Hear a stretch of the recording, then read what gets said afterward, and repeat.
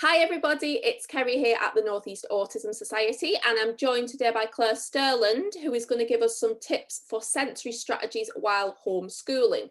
So Claire, before we begin, could you just tell us a little bit about yourself?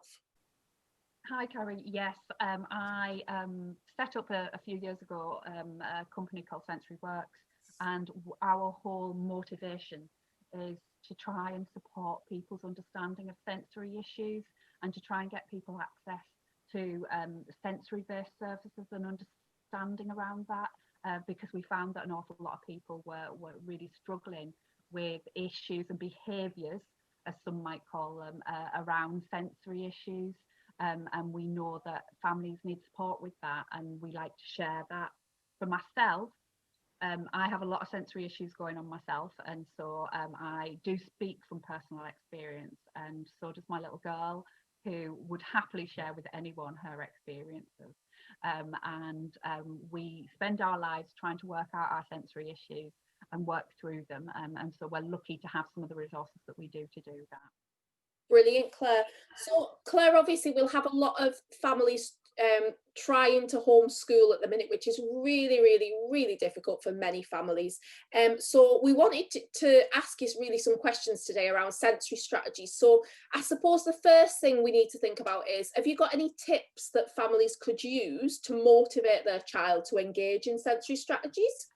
Yeah, I often find it's a problem for some children, including my little girl Imogen, that sometimes I ask her to do things because I can see she needs to do it. But she just doesn't see the point of engaging in it. And even though it will make her feel better when she gets to it, it can be hard to convince her of that. Now, the way that I handle that with her, and it's the way that I would recommend for an awful lot of children with autism, is that we look at a reason for them doing it. So we give them a job with it if they're open to that, or we give it a theme that is of their interest. So if my interest is Thomas the Tank Engine and I want a child to crawl, I might then get some props that help them to create Thomas the Tank Engine out of crawling, rather than just making it about the crawling.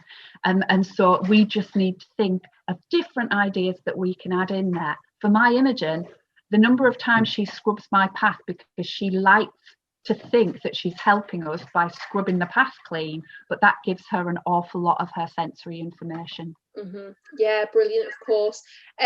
So do you have any ideas for calming strategies for some of our families that they maybe could, do throughout a busy homeschooling day? Absolutely. And what I would do is look at making sure that people are doing things that are include heavy work, some muscle work. Every kind of hour, make sure that there's kind of 5 to 10 minutes of something to do. Now, that could be as easy as we create a schedule of things that have to be done in the house, mixed with things that will really interest that person. And for me, that might be carrying the washing up the stairs. It might be throwing a gym ball against a brick wall as hard as we can. And that can actually be really quite bizarrely comforting and fun. And if you haven't tried it, I really recommend it because it's incredibly calming. And what we're looking for is lots of muscle feedback. And by throwing a gym ball hard, you're using lots of big muscles, but you're having to do it with force to make the action work. Things like, so long as you don't care about the end result, washing windows or smearing shaving foam on the window and then washing your windows. Those things that allow you to use those muscles. Moving furniture around, saying, do you know what? I fancy a little bit of a change around. And we change it and then we say, oh, I don't think it looks right. Shall we put it back? Because then we're not changing anything too much. Mm-hmm. But the furniture move itself, firstly, can be quite fun, can be interactive, because I don't know how many times you end up laughing when you can't push the sofa once you've pushed it one way. And then, but at the same time, we're not changing the environment too much. Yeah, of course. So with that, have you got any ideas for activities for alerting the child? Yeah, so if you've got a child who's zoning out on you quite regularly, what I would be doing is looking at them themselves, and they will tell you what they do to wake themselves back up. So if you've got a child who fidgets, they're looking for more adrenaline from the touch information they use when they fidget. So when we're trying to keep them there in the moment, either for homeschooling or just to allow them to function and not zone out so much that they then become isolated and find things difficult, then we're going to give them lots of different ways to find touch.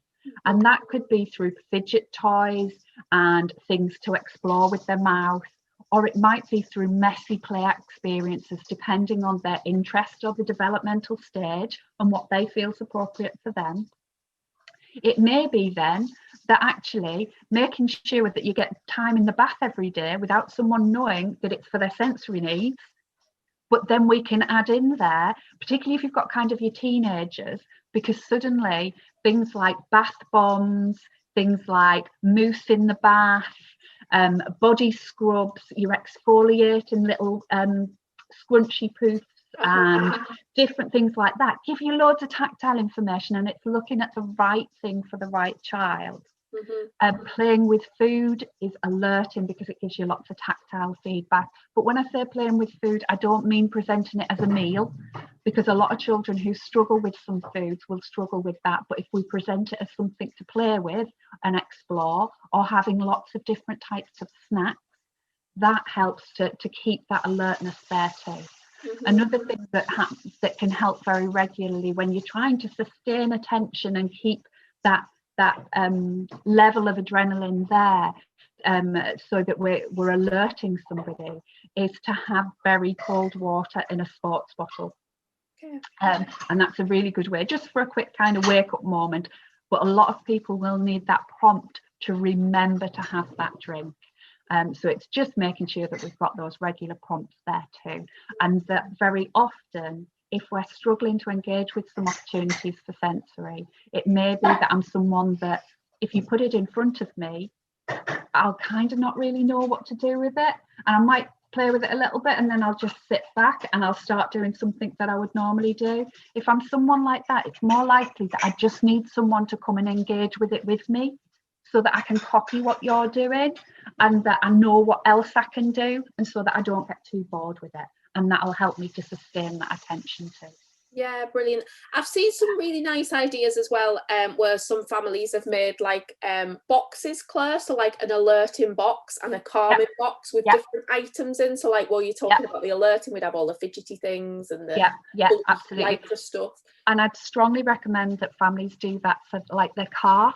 Have 2 boxes in your boot with a few different options in, so that then obviously we're not going very far at the moment, but if you do have to go somewhere, it allows you to have those things there without having to think of it. Because I often find when I need to calm, or when Imogen needs to calm, those things, I can't think in the moment then, because I'm too busy trying to make sure she's got what she needs. But if I've done the thinking beforehand and I can just grab something, that really helps.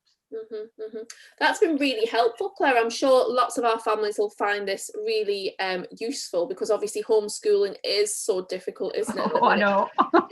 How's your homeschooling going? Well, my Imogen's had to go into school, but when we had to try and homeschool last time, I had less hair.